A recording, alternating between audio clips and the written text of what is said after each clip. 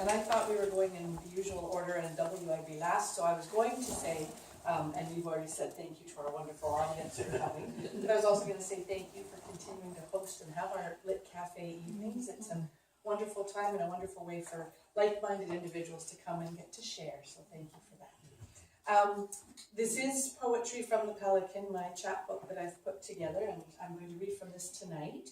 I have, obviously, those of you that attend open mic know it's a great place for inspiration. So a lot of my poems are either about it or were inspired by the coffee shop. And the first one is actually in iambic pentameter. It is a sonnet dedicated to the bard himself. Reverence for William Shakespeare.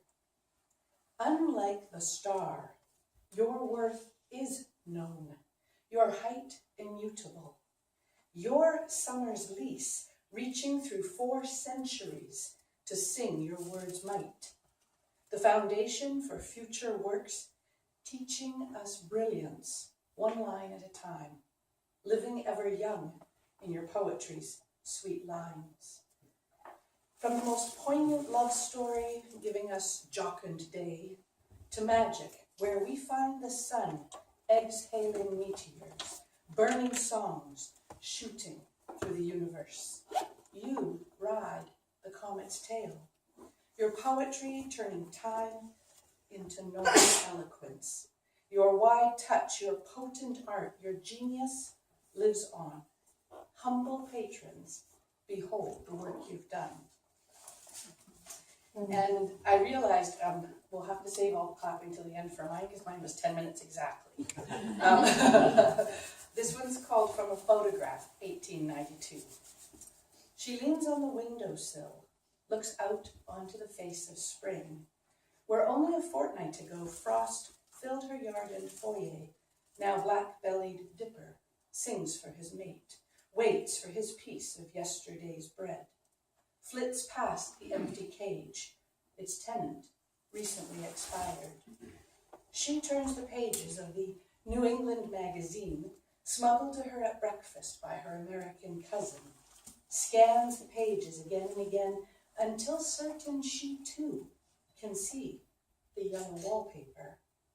Tuesday she travels to London, discounts whispers of spinster, buys men's clothing, and dressed in disguise steals into a coffee house and orders the Turkish brew.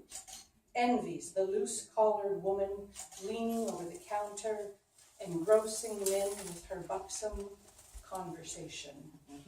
Listens to the news from abroad, ignores the rants against the suffragettes, and on her way home stops to buy fresh strawberries, makes Devonshire cream the way her father likes it, brews a pot of tea, and dreams of me. I think that one's a little timely with our march the other day. This one's called Easter Sunday in France. We drive to Auxerre in a rented car, watch men on lean bicycles glide by, steaming baguettes tossed over their shoulders like brothers. We breathe coffee and 6 a.m.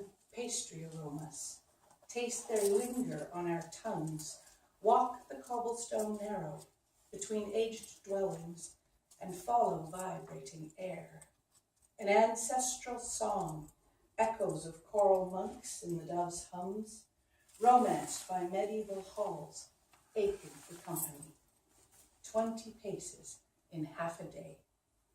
Too soon, the return to 24-hour drive-thrus, car alarms, siren blasts, and the hurry of because.